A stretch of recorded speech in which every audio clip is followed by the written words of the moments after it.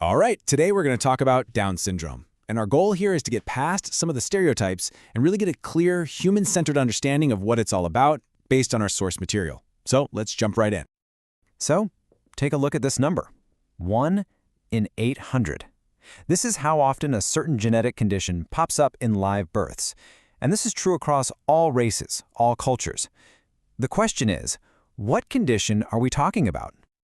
Well, that number actually leads us straight to the answer. The most common genetic condition is, in fact, Down syndrome. And that's exactly what we're going to break down in this explainer. Okay, so to really get a handle on Down syndrome, we've got to start at the very beginning. We have to look at the fundamental genetics behind it. You'll often hear the clinical name for it, which is trisomy 21. At its absolute core, Down syndrome is a genetic condition that happens at conception.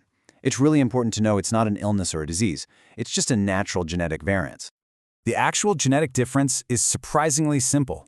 See, most of us have 46 chromosomes in every one of our cells. Well, a person with Down syndrome has 47. That one extra chromosome is a copy of chromosome 21, and that single difference is what accounts for all the physical and developmental characteristics that we associate with the condition. So we have this extra chromosome, but what does that actually look like? And how do doctors go about confirming a diagnosis? Let's dive into the science. At birth, there are a handful of common features that doctors might notice. These can include a slightly flatter facial profile, eyes that have a gentle upward slope, and lower muscle tone. You might hear it described as floppiness. Another common sign is a single crease that goes right across the palm of the hand.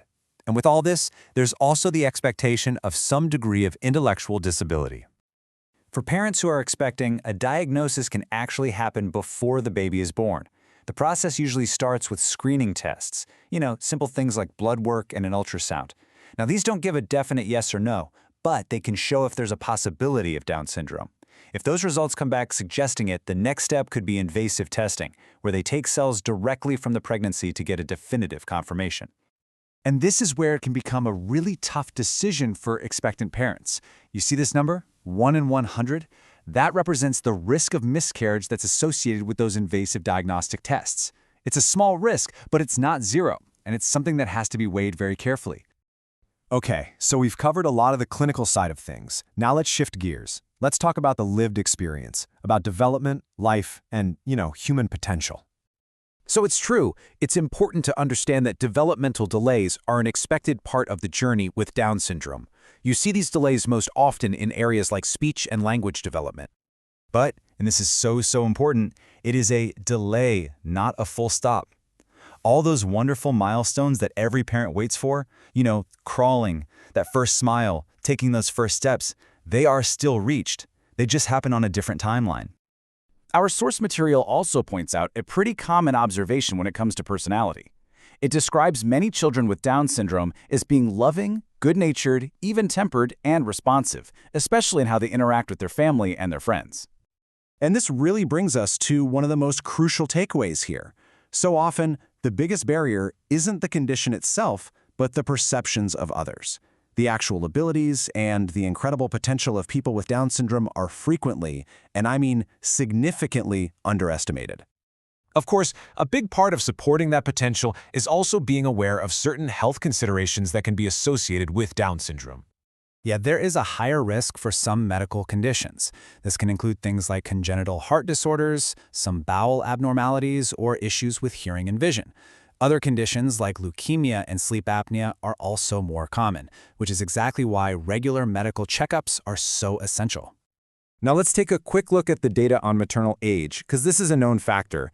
The probability of having a child with Down syndrome does go up as a mother gets older. So, for example, the risk at age 20 is about 1 in 1,500. But by the time a woman is 40, that risk has jumped to about 1 in 85. All right, so we've got a handle on the genetics, the development, the health factors. So now let's talk about what might matter the most: support and community. When you look at what leads to a positive outlook and a fulfilling life, our source is crystal clear. The single most important factor is being raised in a loving and supportive family environment. Full stop. And the great news is that families are not alone in this.